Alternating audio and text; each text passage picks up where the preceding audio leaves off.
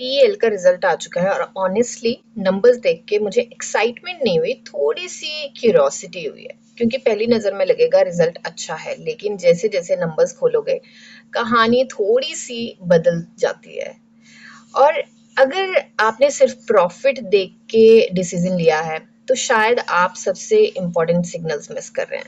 तो इस वीडियो को स्टार्ट करते हैं। नमस्कार दोस्तों, welcome to the channel the share Shiksha. आज अभी देखें तो हमारा स्टॉक जो है 407 पे ट्रेड कर रहा है एंड मार्केट में 0.5% का हमें अप मूव मिला था, राइट। सो अभी के लिए हम कुछ नहीं करेंगे, थोड़ा थोड़ा टेक्निकल देखेंगे एंड रिजल्ट में डाइव इन करेंगे। तो यहाँ पे बात करें तो ये डेथ क्रॉस के काफी नजदीक है स्टॉक एंड आई थिंक मुझे लगता था कि यहाँ से उठेगा, बट जो मैंने पैटर्न चेक किया था इस स्टॉक का तो वो ऐसा था कि इसके जून के रिजल्ट कुछ वैसे से ही आते हैं। यहाँ पे अगर हम देख लें तो इसका पुराना चला गया डेटा, तो हम यहाँ से देखेंगे कि यहाँ पे मार्च का रिजल्ट कितना अच्छा था, जून का नहीं था। यहाँ पे देखिए मार्च का रिजल्ट अच्छा था, जून का नहीं था। अब यहाँ पे मार्च का रिजल्ट अच्छा रहा है, जून का नहीं रहा है। बट अगर यहाँ से यहाँ जंप करें और यहाँ से यहाँ जंप करें तो हमारा पॉजिटिव ही हमें देखने को मिला है। तो थोड़ा सा डिटेल में इसको जानते हैं। तो बेसिकली इसका जो मार्च का रिजल्ट होता है वो हमेशा सीजनल है, ये हमेशा मार्च का रिजल्ट अच्छा देता है स्टॉक। तो अभी के लिए अगर हम बात करें तो रिजल्ट खराब नहीं है सबसे पहले तो, लेकिन जो प्रीमियम एक्सपेक्टेशन के हिसाब से जो एक्सपेक्टेशंस थी बेसिकली उसके अकॉर्डिंग आउटस्टैंडिंग भी नहीं है। स्टोरी नंबर्स में नहीं है, नंबर्स के रिलेशनशिप में है। तो थोड़ा सा इसको ढंग से समझेंगे। अभी अगर ईयर ऑन ईयर रेवेन्यू की बात करें, सॉरी, अगर हम यहाँ पे बात करें ईयर ऑन ईयर रेवेन्यू की, तो सॉरी रेवेन्यू की बात करनी है, आई एम सो सॉरी, थोड़ा सा मैं भी कंफ्यूज हो गई हूँ, I had a long day. So यहाँ पे अगर सेल्स की बात करें बेसिकली ईयर ऑन ईयर, तो यहाँ पे अगर देखें 4,440 से जंप करके 5,547 हो गया है, तो हमें रेवेन्यू में ग्रोथ देखने को मिली है, राइट। अब रेवेन्यू की ग्रोथ के बाद अगर हम एक्सपेंसेस देखें तो ये हमारे 3,201 के एक्सपेंसेस थे, यहाँ पे 4,159 के एक्सपेंस, तो एक्सपेंसेस में भी जंप देखने को हमें मिला है। अब एक्सपेंसेस के साथ अगर हम ऑपरेटिंग प्रॉफिट की बात करें, ईयर ऑन ईयर बात करें, हम सिर्फ यहाँ से यहाँ तक की बात करें, तो यहाँ पे भी 1238 से 1388 तक इसने जंप लिया, तो मतलब यहाँ भी हमें ग्रोथ देखने को मिली है। तो ईयर ऑन ईयर की अगर स्टोरी देखें तो उसके अकॉर्डिंग इसकी ऑर्डर बुक की बात करते हैं। ओके सॉरी, तो अभी हम अगर बात करें इसकी ऑर्डर बुक की, ठीक है, ऑर्डर बुक इसकी बहुत स्ट्रांग है, ठीक है। ऑपरेशंस की बात करें इसके तो हमें ईयर ऑन ईयर बहुत अच्छा देखने को मिला। ये दो जो बेसिक चीजें हैं ना, यहां से हमें पता चलता है कि कंपनी अच्छा काम कर रही है नहीं कर रही है, कंपनी की ऑर्डर बुक स्ट्रांग है नहीं है, कंपनी के फ्यूचर विजन के अकॉर्डिंग कंपनी एक्शन ले रही है नहीं ले रही है, इससे हमें मेनली पता चल जाता है। अब चलते हैं कि शॉर्ट टर्म लॉन्ग टर्म में इसके सेंटीमेंट किस तरीके से काम करेंगे, राइट। तो अब करते हैं क्वार्टर ऑन क्वार्टर बात। अब यहाँ पे क्वार्टर ऑन क्वार्टर अगर बात की जाए हमारी सेल्स की तो हाफ के आसपास दिखी है, बिल्कुल हाफ नहीं है बट हाफ के आसपास दिखी है, ठीक है। ईयर ऑन ईयर ये हमें रेवेन्यू जो है, सेल्स जो है 25% के आसपास ग्रो होती हुई दिखी है, बट यहाँ पे क्वार्टर ऑन क्वार्टर अगर देखें तो हमें यहाँ पे काफी वीकनेस देखने को मिली है। अब एक्सपेंसेस की बात करें तो वो भी कम है, और अगर हम ऑपरेटिंग प्रॉफिट की बात करें तो वो भी कम है। तो क्वार्टर ऑन क्वार्टर, अब दो तरीके के, मैं हमेशा रिजल्ट ये करते हुए बोलती हूँ कि दो तरीके के लोग होते हैं। एक होते हैं जो शॉर्ट टर्म के लिए स्टॉक को देखते हैं, जो सिर्फ ट्रेडिंग करते हैं या सिर्फ ट्रेडिंग करने वाले स्विंग ट्रेडर, स्कैल्पर, वो होते हैं। दूसरे होते हैं लॉन्ग टर्म वाले, ठीक है। अब लॉन्ग टर्म वालों के लिए जरूरी होता है ईयर ऑन ईयर क्या चल रहा है, ठीक है, क्योंकि छोटे मोटे हिकअप्स जो हैं वो चलते रहते हैं, उससे कोई इतना बड़ा फर्क नहीं पड़ता। बट शॉर्ट टर्म वालों के लिए जिन्होंने स्विंग लेना है और जो इसमें बैठे हैं कि 10-20% इससे निकल जाए या किसी में इन्वेस्टमेंट में लगा दें या कोई प्रॉपर्टी खरीदने या खर्चे चला लें या कुछ कर लें, XYZ रीजन हो सकता है, तो उनके लिए ये क्वार्टर ऑन क्वार्टर बहुत मैटर करता है। और यहाँ पे क्वार्टर ऑन क्वार्टर के सेंटीमेंट कल मार्केट में थोड़ा सा असर जरूर दिखा सकते हैं। अब दो तरीके की चीजें होती हैं, कई बार ये होता है कि रिजल्ट के अकॉर्डिंग ही चलता है। अब दूसरा ये कि मार्केट आज थोड़ी सी हमें सेटल होती हुई बहुत अच्छे से मूव देती हुई दिखी है, तो हो सकता है मार्केट के सेंटीमेंट के अकॉर्डिंग इसके ऊपर कुछ ज्यादा फर्क ना पड़े, ठीक है। बट यहाँ पे मैं ये चीज जरूर बोलूंगी, अपने स्टॉप लॉस साथ लेके चलें। तो यहाँ पे बहुत सारी चीजें, बहुत डिटेल में जाएंगे। सिंपल वर्डिक्ट ये है यहाँ पे कि अगर लॉन्ग टर्म के लिए आपको देखना है तो लॉन्ग टर्म के लिए तो मुझे लगता है कि ठीक है, बट शॉर्ट टर्म के लिए मुझे लगता है अपने स्टॉप लॉस जरूर साथ लेके चलें।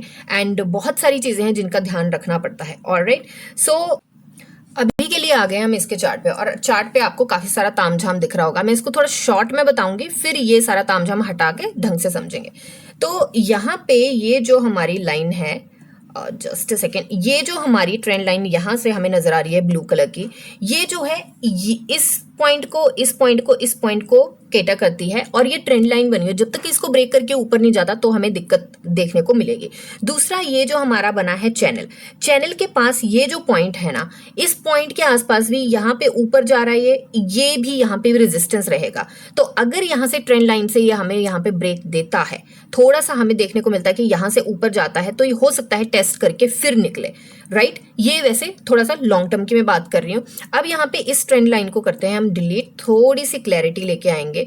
अब करते हैं हम चैनल की बात। स्टॉक अभी इस पॉइंट पे चैनल के बिल्कुल बाहर है, ये हमारा पॉइंट है, ये पॉइंट है, ये पॉइंट है, यहाँ पे ये चैनल से बाहर चला गया और उसके बाद ये साइडवेज गया। थोड़ा सा इसने मूव देने की कोशिश करी बट नहीं हो पाया, और उसके बाद अभी साइडवेज ये मूव कर रहा है यहाँ पे। अब साइडवेज की बात करें तो थोड़ा सा जूम करके देखते हैं। हम जो लेके चले थे, जो हमारे लास्ट टाइम हमने बात करी थी, इसके ऊपर वीडियो बनाई थी, तो हम ये वाली कैंडल लेके चले थे जिसके ऊपर अभी ये ट्रेड कर रहा है, राइट। और हमने बात करी थी कि ये सपोर्ट जो है वो काफी स्ट्रांग है और इसके ऊपर रहता है तो बहुत अच्छी बात है। अगर नहीं रहता है तो ये जो दूसरी लाइन है, इस पॉइंट से ये रिवर्सल लेके आ सकता है, क्योंकि इसके यहाँ पे हम देख लेते हैं तो इसके यहाँ पे फुटप्रिंट्स हैं, इस पॉइंट पे फुटप्रिंट्स हैं, इस पॉइंट पे हैं, इस पॉइंट पे हैं, यहाँ पे देख सकते हैं हम, यहाँ से रिवर्सल लिया है, इस पॉइंट के आसपास है, एंड अभी भी यहीं इसी के आसपास से ये रिवर्सल लेके वापस गया है, ठीक है। तो अब यहाँ पे बात करते हैं, अगर आपने होल्ड कर रखा है पहले, तो सबसे पहले तो अपने स्टॉप लॉस लेके चलें। अभी के लिए हमारे पास एक पॉइंट आता है, नंबर्स बता देती हूँ। 407.15 पे स्टॉक ट्रेड कर रहा है। आज 0.5% का हमें अप मूव मिला था, बट कल ये जो क्वार्टर ऑन क्वार्टर बहुत अच्छा रिजल्ट नहीं रहा है, उसके सेंटीमेंट थोड़ा सा यहाँ पे वीकनेस क्रिएट कर सकते हैं हमारे लिए, तो उस चीज को जरूर ध्यान में रख के चले। तो उसके लिए हमारा स्टॉप लॉस क्या बनता है, हमारा 400 से नीचे, ये जो सेकेंड लाइन है उसके नीचे जाता है ना, तो हमारा रिस्क रिवॉर्ड रेशो सारा, अगर आपने होल्ड किया हुआ है और शॉर्ट टर्म के लिए होल्ड किया है, तो मुझे लगता है ये स्टॉप लॉस हमारा बहुत स्ट्रांग रहेगा। इसको ब्रेक करके अगर क्लोजिंग नीचे देता है, ध्यान रखना फ्लक्चुएशन नहीं, क्लोजिंग नीचे देता है, तो वो मुझे लगता है, क्योंकि हम यहाँ पे इक्विटी में काम कर रहे हैं, हम यहाँ पे इंट्राडे नहीं है, तो क्लोजिंग पे हम जाएंगे। उसके नीचे क्लोजिंग देता है, क्योंकि इंट्राडे में भी हम कैंडल की क्लोजिंग ही काउंट करते हैं, फ्लक्चुएशन हम काउंट नहीं करते हैं। तो क्लोजिंग अगर नीचे जाती है तो उस चीज का हमने बहुत ज्यादा ध्यान रखना है, क्योंकि अगर उसके बाद ये और नीचे जाता है तो इसको सपोर्ट जो है और रिवर्सल जो है वो कुछ इस पॉइंट के आसपास आई थिंक देखने को मिलेगा, कुछ इस पॉइंट के आसपास, जो कि 393 है। और अगर उसको ये ब्रेक करता है बाय चांस, तो हमें इस पॉइंट के आसपास 390 के आसपास भी सपोर्ट मिल सकता है। अब यहाँ पे लगा के देखते हैं हम एक बार पिवट पॉइंट्स, कि हमारे पिवट कहाँ पे आ रहा है। तो हमारा पिवट जो है इस टाइम जो स्टॉक ट्रेड कर रहा है, वो हमारा, थोड़ा सा इसको लेके चलते हैं क्योंकि कलर सेम हो गया इसका, तो हमारा स्टॉक सपोर्ट 1 से ऊपर है और हमारे पिवट से नीचे है। तो ये काफी सही पॉइंट है। अगर इस पॉइंट पे आके ये नीचे सपोर्ट 1 का सपोर्ट लेके फिर ये ऊपर जाता है, तो मुझे लगता है हमें एज भी काफी अच्छा मूव मिल सकता है, क्योंकि देखिए ये कंपनी जो है फंडामेंटली स्ट्रांग है, काफी अच्छा इसने काम किया है, लॉन्ग टर्म की स्टोरी इंटैक्ट है, अप इसमें अप ट्रेंड में ये चल रहा है, ठीक है। थोड़ी सी साइडवेज यहाँ पे हो गया है, यहाँ पे थोड़ा सा साइडवेज हो गया, बट अप ट्रेंड में ये चल रहा है, हर एक चीज सही है। तो शॉर्ट टर्म का जो छोटा सा हिकअप है वो टेम्परेरी है, वो हमेशा नहीं रहने वाला है। और अभी RSI की अगर हम बात करें तो RSI जो है हमारी बहुत सही पॉइंट पे 45.14 पे है। RSI जब यहाँ से मूव करेगी तो काफी अच्छा मूव मिल सकता है। तो again coming back to the point कि होल्ड किया है तो स्टॉप लॉस लेके चलें। फ्रेश एंट्री के लिए मुझे लगता है कि एक बार ये थोड़ा सा नीचे जाएगा और अगर ये आपको 390 के आसपास बाई चांस मिल जाता है, बहुत ही अच्छी यहाँ पे एंट्री बन सकती है। और 400 के आसपास भी मिलता है तो मुझे लगता है पार्शली एंट्री तो लॉन्ग के लिए बना सकते हैं, ठीक है। और अगर फ्रेश एंट्री का हो गया, एग्जिट करने का तो मुझे वही है कि स्टॉप लॉस लेके चलें। एग्जिट के लिए अगर टारगेट लेके चलना है तो टारगेट मुझे लगता है 429 का काफी अच्छा रहेगा। 429 से पहले एक पिवट के ऊपर काफी स्ट्रांग हिकअप है जो कि है 415 की, तो उसको ध्यान में रख के जरूर चलें। पार्शली यहाँ पे प्रॉफिट बुकिंग की जा सकती है क्योंकि 415 की अगर हिकअप की बात करें, इस एरिया में है, यहाँ पे है, यहाँ पे है, इस पूरे एरिया में है, देन यहाँ पे है, तो काफी स्ट्रांग यहाँ पे रहेगा। और यहाँ पे आरएसआई भी 60 के आसपास होगी और यहाँ पे हमें देखने को मिल रहा है कि 60 ये ब्रेक करती है, थोड़ा सा ऊपर जाती है और सस्टेन नहीं करती है। तो एक सेकंड के लिए लगा के चलते हैं कि हमें कंफर्मेशन कब मिलेगी। हमें आई थिंक 65 जब आरएसआई जाएगी उसकी कंफर्मेशन ऊपर सस्टेन कर जाएगी, हालांकि ऊपर गई भी है बट सस्टेन नहीं किया, बट ये वाली रेजिस्टेंस काफी स्ट्रांग है। तो आरएसआई 65 क्रॉस कर जाते तो उसके बाद मुझे लगता है काफी अच्छा यहाँ पे कंफर्मेशन मिल सकता है। एंड अगर इस स्टॉक में अगर रिस्क फैक्टर को थोड़ा सा अवॉइड करके एंट्री बनानी है और वॉच लिस्ट में रखना है तो वॉच लिस्ट में रखने के लिए बहुत अच्छा स्टॉक है। और मुझे लगता है कि ये वाला जो पॉइंट है 415 का जो पॉइंट है पिवट का बेसिकली, तो 415 के पॉइंट को और पिवट का मत ध्यान दीजिएगा क्योंकि अभी खत्म हो जाएगा मंथ तो पिवट भी चेंज हो जाएंगे, तो ये पॉइंट को ध्यान रखना 415 का। इसके आसपास जब स्टॉक होगा तो उसकी स्ट्रेंथ, उसकी वॉल्यूम और उसकी आरएसआई और जो वॉल्यूम आता है कि किस तरीके का आता है, अगर अप मूव मिल रहा है तो अप मूव में कितनी स्ट्रेंथ है उसमें, उस चीज पे नजर रखना, वो आपको काफी ज्यादा क्लैरिटी देगी कि एंट्री बनानी चाहिए, हमें कंफर्मेशन मिल सकती है, यहां से नहीं मिल सकती है, क्या हो सकता है, ठीक है। तो ये मेरे एनालिसिस है, कोई बाय सेल होल्ड की रिकमेंडेशन नहीं है। रेस्ट अगर कोई चीज नहीं समझ आई होगी या आप चाहते हैं कि मैं किसी स्टॉक पे वीडियो बनाऊं तो मैं कोशिश करूंगी कि वीडियो बनाऊं मैं उस पे। एंड वन मोर थिंग, मैंने एक आरएसआई का कोर्स बनाया है एंड उस कोर्स में हमने बहुत ज्यादा डिटेल में सारा कुछ समझाने की कोशिश करी है। जिसको शेयर मार्केट का बिल्कुल भी नॉलेज नहीं है वो भी उस चीज को बहुत अच्छे से समझ सकता है क्योंकि बहुत ही बेसिक तरीके से समझाया गया है एंड वो बिगिनर्स टू एडवांस के लिए है। 8 उसमें एपिसोड्स हैं, 2 उसके एपिसोड ओपन है सो दैट आप लोगों को ये पता चल जाए कि उस कोर्स में दिया क्या गया है। 299 का वो कोर्स है। हाँ, यहाँ पे कुछ लोगों ने मुझे बोला, मुझे इनफैक्ट इंस्टाग्राम पे मैसेज आया कि आप उसको बेच रही हैं। बहुत सिंपल सी चीज यहाँ पे मैं एक बोलूंगी, आपकी चॉइस है, आपको लेना है नहीं लेना है। आप उन 2 ओपन वीडियो को देख सकते हैं और उसमें क्या बात मैं कोर्स में करने वाली हूँ। और यस, कोर्स के अंदर जाके मैं आपको बिल्कुल नहीं बोलने वाली हूँ ये कोर्स ले लो वो कोर्स ले लो, उसमें प्योर लर्निंग है।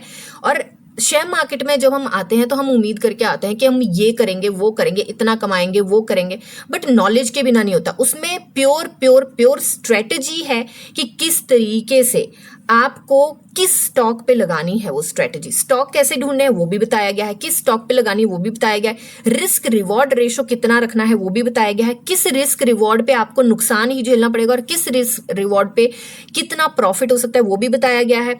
एंड उसमें ये भी बताया गया है कि हम कौन सी गलतियां करते हैं। गलतियां बेसिकली ये जो आपके यहाँ पे, क्योंकि फ्री की चीज की ना मुझे इतना समझ आ चुका है कोई अहमियत होती नहीं है, तो आप जब पे करके सीखते हो ना तो आप उस चीज को थोड़ा सा सीरियसली लेते हो, तो ये भी एक रीजन है। बट यहाँ मैंने उस कोर्स को बनाने में मेरा बहुत टाइम और बहुत सालों का एक्सपीरियंस लगा है। वो फुल फ्लेज्ड स्ट्रेटजी है जिसकी थ्रू आप एक्चुअल पैसे कमा सकते हैं। कोई ऐसा नहीं है कि ओके ऐसा कर लो ऐसा हो जाएगा, बिल्कुल लेमन लैंग्वेज में समझाएंगे कहाँ से कौन सी चीज करनी है, क्या करना है, कैसे करना है, क्यों करना है और क्या होगा।